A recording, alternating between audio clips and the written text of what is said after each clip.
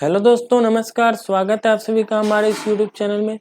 दोस्तों, आज हम बात करेंगे परमाणु सिद्धांत पे।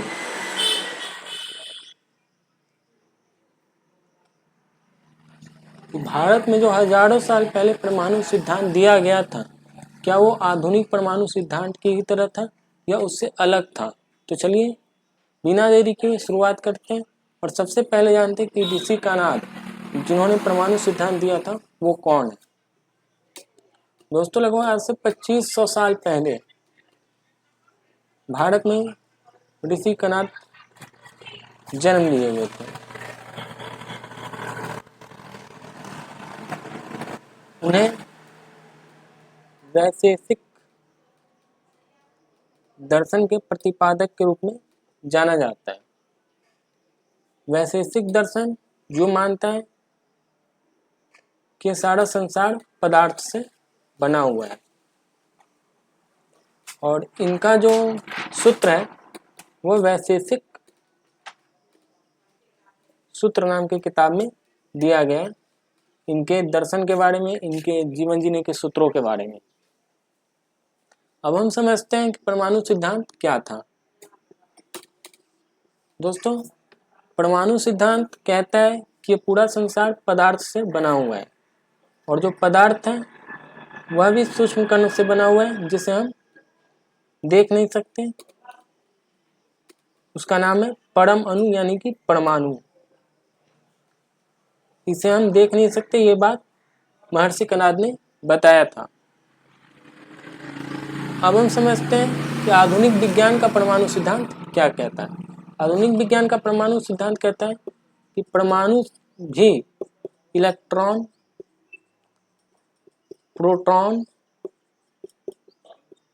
और न्यूट्रॉन से बना हुआ है। इलेक्ट्रॉन, प्रोटॉन और न्यूट्रॉन से बना हुआ है, जिसे हम सब एटॉमिक पार्टिकल्स कहते हैं।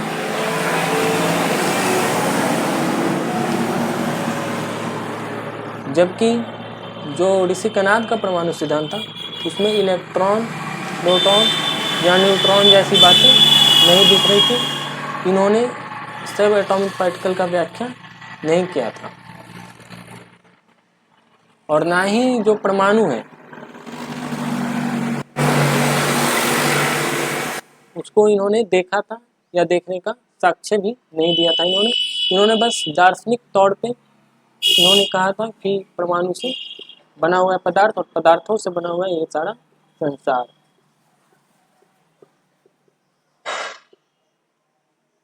इसलिए कई सारे विद्वान कहते हैं कि आज के परमाणु सिद्धांत से अलग था, लेकिन ये परमाणु चिंतन में कि दुनिया किस प्रकार के पदार्थों से बना हुआ है, इस चिंतन में इन्होंने योगदान दिया था। इसलिए महर्षि कनाद को याद किया जाता है। अब हम समझते हैं वैशेषिक दर्शन की विशेषता। वैशेषिक दर्शन में शुरू में 6 तत्व शामिल थे, बाद में 7 हो गए, जिसमें द्रव्य, गुण, कर्म, सामान्य, विशेष, समवाय और अभाव शामिल है। द्रव्य मतलब होता है लिक्विड, गुण मतलब होता है प्रॉपर्टी, कर्म मतलब होता है वर्क, सामान्य मतलब होता है जनरल, जो कि सभी चीजें जनरल चीजों से बनी हुई है, लेकिन कुछ चीजें विशेष चीजों से बना हुआ है जिसे हम अपवाद भी कहते हैं। तो ये विशेष चीजों से बना है जिसे हम स्पेशल कहते हैं।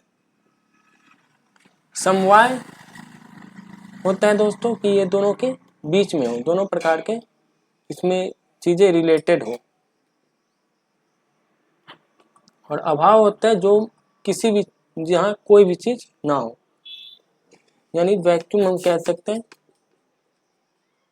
यहाँ पे तत्वों की अभाव होता है। तो ये 7 प्रकार की चीजें उन्होंने कहा था कि ये 7 चीजों से, इन 7 तत्वों से ही सारी चीजें, सारी सृष्टि बनी हुई है।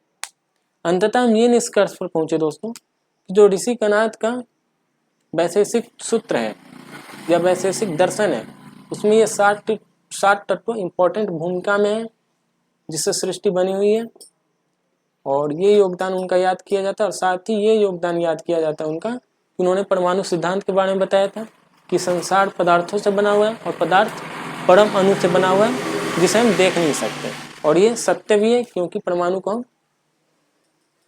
सिर्फ सूक्ष्मदर्शी से देख सकते हैं, माइक्रोस्कोप जिसे हम कहते हैं उससे देख सकते हैं। तो दोस्तों इसी के साथ वीडियो को समाप्त करता हूँ। आशा करता हूँ वीडियो आप लोग को पसंद आई होगी। पसंद आई है तो वीडियो को लाइक कीजिएगा, शेयर कीजिएगा कि ज़्यादा से ज़्यादा लोग तो वीडियो पहुँच पाए। कमेंट में कहिएगा कि आपका क्या राय है, क्या आप मानते हैं कि ऋषि कणाद का परमाणु सिद्धांत आज के परमाणु सिद्धांत की ही जैसा था, या आप उससे अलग कोई विचार रखते हैं तो वो भी साझा कीजिएगा। इसके साथ मैं जाने का इजाज़त मांगता हूँ। जय हिंद।